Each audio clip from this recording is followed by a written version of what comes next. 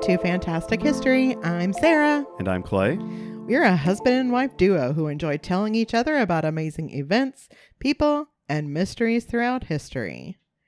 Recently, I've been doing some research on a writing project where I needed to know things that were invented or discovered by women in like the last century or so. Right. I came across a ton of incredible women whose stories I've never heard before. So I definitely used that to pad out my list of some future topics. I'm excited about that. Cool. But there's one person in particular that I was like, okay, we need to talk about this right now. Are you familiar with the actress Hedy Lamar? You know, that sounds pretty familiar. Yeah, she was one of the big name A-list actresses of the golden age of films, like black and white talkies, mid 1930s to mid 1950s was kind of when she was active. Right. I'll be posting lots of pictures of her on our Instagram this week, so check us out at Fantastic HPod for some Hedy Lamar pics.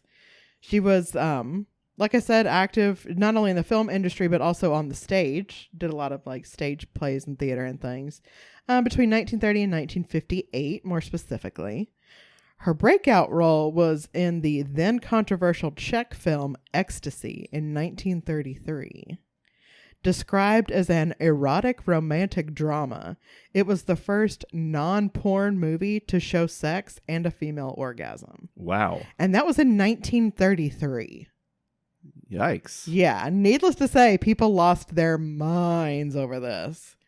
Now, for some reason, a journalist from the Vatican attended a screening of the movie and went crying to the Pope about how scandalous it was. So Pope Pius XI formally denounced it, which of course only serves to bring more attention to the movie. Yeah, of course. For those of you who remember us talking about the Hays Code, which I think was during the A to Z Guide to Panic series. That's right. It's probably no surprise that the distributor had a hard time getting this movie approved to be shown in the U.S. The initial rejection from the Hays office contains this banger of an explanation. I regret to have to advise you that we cannot approve your production Ecstasy that you submitted for our examination yesterday, for the reason that it is our considered unanimous judgment that the picture is definitely and specifically in violation of the production code. This violation is suggested by the basic story in that it is a story of illicit love and frustrated sex treated in detail without sufficient compensating moral values. That was a great voice. Thank you. That wasn't me. That was a man from the 1930s. Oh, of course. That was a recording that we played for you guys that I found. So yeah, don't worry about that. When it was finally released in America, which was 2 years later, it was only shown in independent movie houses since it didn't earn the Hays seal of approval. And even then, some states either demanded extensive editing or banned it altogether. Wow. Yeah, kind of not surprising. No, not at all. Considering that people all over the world were talking about her, Hedy had a relatively easy time making the transition to American film after that, going on to star against heavy hitters like Judy Garland and Clark Gable. She was often referred to as the most beautiful woman in the world. And in fact, her beauty has long outlived her name. Even if a lot of people today don't remember her, such as you, for instance, Clay, you've definitely seen her. Because not only was she the inspiration for Snow White in Disney's Snow White and the Seven Dwarfs, okay, she was also the basis for Catwoman in the Batman comics. Oh, my. Oh, yeah. Oh, yeah. When I tell you Hedy Lamar was banging, she was banging. She was a huge deal. And that's kind of underselling it. So I'm going to take a second, honey, since you don't really remember what she looked like. And guys, I will post this, of course, on our Instagram. But to give you an idea of what we're talking about here, I'll pull up a picture to show you. Oh, my. Oh, yeah. She just showed me a picture of Hedy Lamar, and she is very gorgeous. She is the most beautiful woman in the world, arguably. I think you would not be crazy to think that. I wouldn't. But here's the thing. Even though her acting is what she's primarily remembered for, she was actually a prolific inventor whose technology all of us rely on every single day. Okay. So let me take you back to the start of her story. Hedwig Eva Maria Kiesler was born on November 9th, 1914 in Vienna, Austria, and was the only child of concert pianist Gertrude Lischwitz and banker Emil Kiesler, who were both Jewish. Even though Emil worked a desk job, he was a very curious man, and he shared that curiosity with his daughter. From the time she was a toddler, he started taking her on long walks around Vienna, and he would point out things that caught his interest, like streetcars, for example. And he and Hedy would stand there and talk about, how do you think the streetcar works? Well, watch the tracks, watch how it moves on the tracks, watch the electric line that goes over it. And they would sit there and talk about it, how they thought it worked until they figured it out, and they'd move on to the next thing. She was a brilliant child, but nobody other than her parents seemed to care about that because she was also beautiful. Her mother enrolled her in music and ballet lessons as a way to fill her time when she wasn't playing junior engineer, and people could just not get over how beautiful and graceful and poised this little girl was. This was something that Hedy always resented, and she was later quoted as saying, rather bitterly, "Any girl can be glamorous. All you have to do is stand still and look stupid."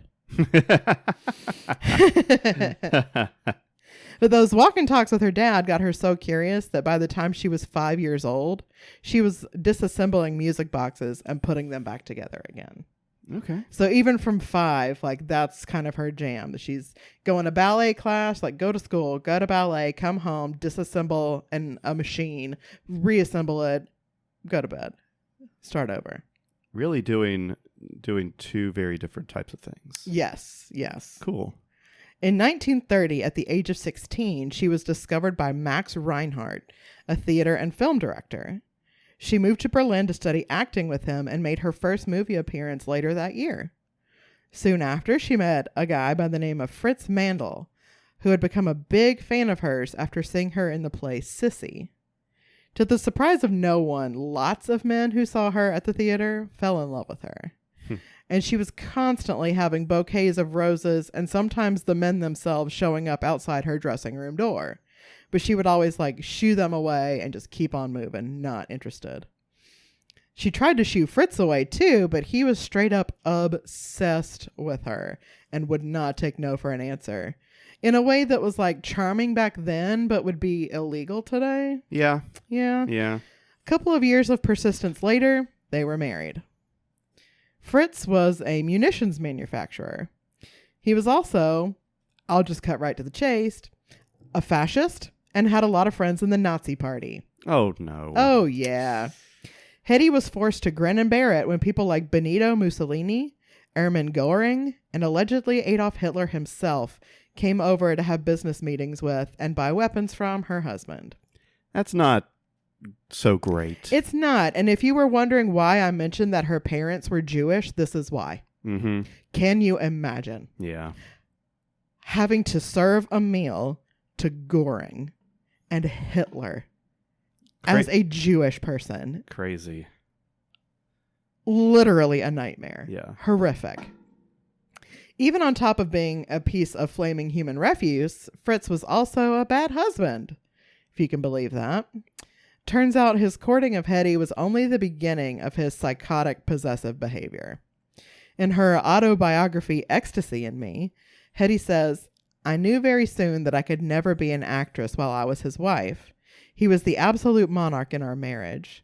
I was like a doll. I was like a thing, some object of art which had to be guarded and imprisoned, having no mind, no life of its own." Yeah. After 4 brutally long years where she was forbidden from working and was rarely allowed to leave the house by herself, Hedy filed for divorce and got the hell out of Austria. Good for her. Get out of there, girl. Because I think by then it's 1937, so you're going to be wanting getting out of there anyway. You know? Not the place to be. Agreed. Yeah. She didn't take much with her because she was fleeing, but one thing she escaped out of that house with was 4 years worth of German military intel she picked up when forced to serve dinner to Nazis. Wow. Yeah, while they might not have discussed the most high-level, top-secret things in front of her, she was just some housewife with more beauty than brains, so why would they bother being quiet in front of her? Like, so what? Mm-hmm. Yeah. Yeah. In London, she met Louis B. Mayer, as in Metro-Goldwyn-Mayer, as in MGM Studios. Yeah.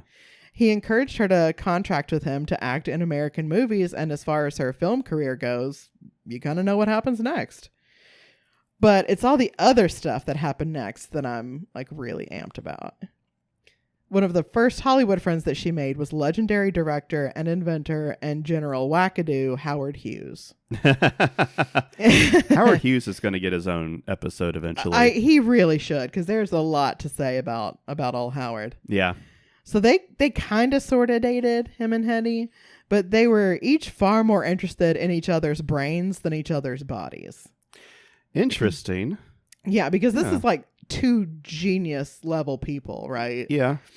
Yeah. That's got to be like one of the great things about being around other hot people for somebody like Hedy, who's always been told like, oh, you're so beautiful, and they don't really care about her mind, is nobody really notices or cares about your hotness anymore because everyone is hot.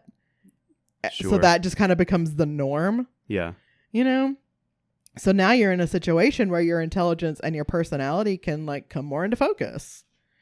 She dove so hard back into curiosity seeking that Howard ended up gifting her a mini laboratory to set up in her trailer so she could tinker with her ideas and inventions in between takes on movie sets. Wow. She had like her own little inventor's table set up in her home, but now she had a little mobile lab that Howard Hughes gave to her so she can keep on working when she's not acting. That's exciting. Isn't that great? Yeah. I love that for her. Howard was famously big into airplanes, what with his biopic being called The Aviator and all. Yeah. Yeah. And his plane factories was one of Hedy's favorite places to hang out. Not only did she get to watch the planes being assembled, but she also got to meet and talk to the scientists and engineers behind their design and construction. Howard even told her, anything you want my scientists to do for you, just ask and they'll do it. That is a great offer. Yeah. Can you imagine? Oh my God. So one thing she developed and had two of Howard's chemists create for her during this time was a tablet that you could drop into a glass of water that turned it into Coca-Cola. What? Yeah. So it was a square, kind of like the size and shape of a square ice cube. And it was like dehydrated, compressed Coca-Cola. So it's like the first soda stream. Yeah, pretty much. It would be similar to like an Alka-Seltzer. You just kind of drop it in, it fizzes, it does the whole thing. So wow. she explained, during the war, nobody had Coca-Cola, and I wanted to compress it into a cube so that servicemen and factory people, all they had to have is water and put it in. That is very nice. Isn't that amazing? That is too cool. Now, it ended up not taking off because the way she explained it was, different places have different water. Like where we live, the water is very different, like the tap water, than if we were to go down to Charleston, like the coast. Their tap water is very different than ours. Yeah. Tap water in New Orleans, very different. New York City, very different. So sometimes the tablet would like sink to the bottom and start to dissolve. Other times it would float on the top and start to dissolve. Other times it's just kind of, whatever. So it ultimately didn't work out quite the way that she wanted it to because it was tested for Los Angeles water. Right. So that's why we don't still have that around today and why that didn't quite make it, because you can't account for every water. Yeah. So that's true. But brilliant idea. And sure. It worked, but just kind of locally. Yeah. When she heard that Howard was stumped trying to figure out how to make his planes go faster, she started doing research on which birds and which fish were the fastest in their species, because that would mean that they're the most aerodynamic. Mm-hmm. So then she takes that information and designed new airplane wings based on that anatomy. Okay. So at that time, airplane wings were boxy and rectangular. They're just, four corners on the wings, like you see on like a biplane. Even, all airplanes at that time had these square, perfectly rectangular wings. But the design that Hedy came up with, based on the wings of birds and the fins of fish, was much closer to the triangular slanted wings that you see on airplanes to this day. Okay. She's the one who came up with that. Wow. Yeah. That's pretty cool. Kind of a big deal. Yeah. Her biggest triumph and most long-lasting scientific legacy came in 1940 when she met avant-garde composer George Antheil at a dinner party. And I did not look up how to pronounce his last name, so I apologize. He will only be called George from now on. So if I butchered that, you don't have to hear it again. Don't worry about it. And also, sorry to this man. We have to do that quite a bit. You know, what are you going to do? So she meets George at this like Hollywood dinner party because he's a composer, she's an actress. This is not like some science convention or whatever. Yeah. So they chit-chatted for a while about just like normal stuff. But then, you know, inevitably their conversation turns to the war because it's 1940. Yeah. She lamented that she's over here in Hollywood making all this money and not really able to do anything to help with the war effort over in Europe, which of course is where she's from. George had that same sort of curious inventor's mind that she had, so they started spitballing ideas, like things that they could come up with that might help. And as an aside, I'd like to say that had the Air Force implemented her idea for the fin-shaped airplane wings, she would have already like well and truly done her part in the war effort. But they didn't. So they stuck with the old school boxy design. If you look at any World War II, I was scouring the internet for any World War II airplane that didn't have those boxy wings, but they all did. Interesting. So that's on them. Okay. Every fighter jet now has the Hedy Lamar wings. You're welcome. Anyway, one of the biggest issues the Allies were having was with torpedo guidance. Aiming a torpedo is reliant on radio frequencies, so the Nazis could thwart torpedoes pretty easily by simply jamming that single radio frequency being used. After a lot of back and forth, Hedy and George decided that dueling pianos were the answer. They sat down on a piano bench, George played a note, and then Hedy played that same note on a different scale. Yeah. So in doing that, she realized that like something like this, you could establish communication between a transmitter and a receiver if they hit the same note at the same time. So basically, playing the piano in different scales, but in tandem, using 88 frequency keys. You're both hitting a C, then an A, then a B, then an F, then a D, and just kind of, but at different parts, you know, different scales. Right. Building off of this, they came up with something called frequency hopping, where the guidance system and the torpedo itself would synchronously switch from one radio frequency to the next, staying on each frequency for only a fraction of a second until it reached the target. Okay. That way, even if the Germans successfully jammed one of the 88 radio frequencies being used, the transmitter and the receiver are only on that frequency for a snap anyway. So jamming is now rendered useless. You can't jam these frequencies anymore. Hey. Right? Yeah. The device they came up with to make this work was based on the paper roll that a player piano uses. Yeah. So I was able to find a picture of the actual patent they submitted, and I'll post that on our Instagram because it's really cool looking. Even though they were granted this patent in 1942, the Navy didn't end up using their device, and the patent expired in 1959. Oh, man. I know. But 3 years later, when the government would no longer have to pay Hedy and George for their invention, their exact device was used for missile guidance during the Cuban Missile Crisis in 1962. Go figure. How about that? What a weird coincidence that they didn't implement it until it was free. Well, I wonder how common it is that they would that they would go through all these expired patents and be like, anything useful in here that we can just go ahead and snap up. Right. I don't know. I mean, or maybe they find patents that look good and they set them aside until they expire and it's free. You Maybe. know? I don't know. Who's to say? You'd think if it looked good at the time, you'd want to go ahead and implement it because it's going to be so useful. Oh, yeah. Why not? Yeah, I don't know. Because during World War II, it's not like they were it's not like the Americans were scrapped for cash. Right. We were building planes like crazy. Right. Ships and the war effort was insane. There was nothing we didn't. The Project Manhattan. Right. There was nothing that we weren't, when it came to the war, that we weren't throwing money at. Although I wonder, I mean, all of the things you just mentioned, though, that's all Air Force. So I wonder if because they were putting so much money into the Air Force and the Manhattan Project, I mean, going back to our Carrots episode, Yeah, how a lot of the war, not just America, but other allies were going air power because it's harder to fight in the air. Like you can drop a bomb on a whole city and nobody can fight back and the pilot will always get through and all that. So I wonder if her invention had been something that the Air Force could have used, if maybe it would have been worth the time and expense. I don't know, because I could not anywhere find a reason why they didn't use it.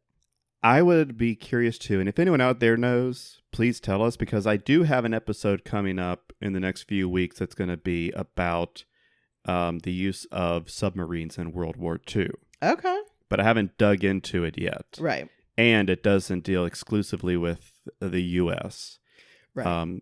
But if anyone out there knows, I think we would both like to know. Oh, it would be great to know why because this seems perfect.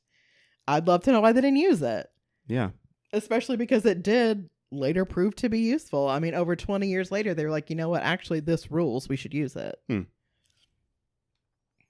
What's more interesting, though, is how her frequency hopping design continued to evolve over time. Because the Cuban Missile Crisis was not the last time it was used. Electronics manufacturer Sylvania later modified the design and called it spread spectrum, where frequency hopping relies on like pseudo-random number sequences and the finite amount of 88 channels. Spread spectrum uses a sequential signal structure to spread out the signal even farther. Now, I'm not a science person, as y'all know, so I don't want to get like too into the weeds on this. But cordless phones, cell phones, Bluetooth, Wi-Fi, and GPS all use either frequency hopping or spread spectrum. Okay. So, stuff we're actively using right now, like I literally am reading my notes on my cell phone, which is connected to Wi-Fi and Bluetooth as we speak. And to anybody listening, you're probably using it right now too. You're probably listening through a Bluetooth of some kind. For sure. Cell phone of some kind. So, thanks, Hedy. Appreciate you. Yeah. In 1997, the Electronic Frontier Foundation presented Hedy and George with the Pioneer Award for their work on frequency hopping technology. And the following year, Hedy became the first woman to receive the Invention Convention's Bowlby-Nass Spirit of Achievement Award. Several years after her death at the age of 85, Hedy was posthumously inducted into the National Inventors Hall of Fame in 2014. Cool. Today, her invention is worth an estimated $33 billion. Wow. And she didn't see a penny of it. Yeah. Yeah. Ain't that just the way it goes? Isn't it always the way? The more brilliant you are, the more you just get screwed. Pretty much, yeah. And when you're talking about frequency hopping, it made me think of Star Trek. Oh, I'm stunned. You amaze me. Because in Star Trek, they changed the frequency of these shields so that they can't shoot through the shields by, programming their torpedoes or phasers or whatever to the same frequency to go right through it. So, Hedy Lamar, thank you for saving the Star Trek or the Starship Enterprise on numerous occasions. Yeah, thank you, Hedy. I'm sure that's what you were going for. Well, she had no idea the impact that she would have. I mean, truly. Yeah. And that is the amazing life story of Hedy Lamar. That is too cool. Isn't that fun? Yeah. I couldn't wait to do that one. Like, I've got probably 6 or 7 other ladies that I got to talk about who completely changed the world and we don't remember or appreciate them at all. Yeah. Of course. But Hedy, I was like, we got to talk about it now. Also, I need to show you these pictures immediately because hoochie mama. Yeah, gadzooks. What a cutie. Yeah. Well, guys, thank you for tuning in, checking us out, giving us a little bit of your time today. If you enjoyed that story, please take a second to rate and review on whatever podcast platform you're using. You can also check us out on Instagram. We are at Fantastic HPod. We have a Thread account hooked up to the Instagram account, but if you're also on Threads, you've probably noticed we've literally never posted on it at all. I almost never remember to even open Threads just for personal use because, like, I don't know, man. Twitter died and my heart's just not in it anymore. You know? Yeah. I don't know. But hey, if you know the answer to why they didn't use Hedy's patent, or if you have any other story ideas for us, questions, concerns, you want to tell us that we're just like amazing and it's too much to fit in an Instagram comment or a DM or whatever, we are fantastichistorypod@gmail.com. Until next time. Bye.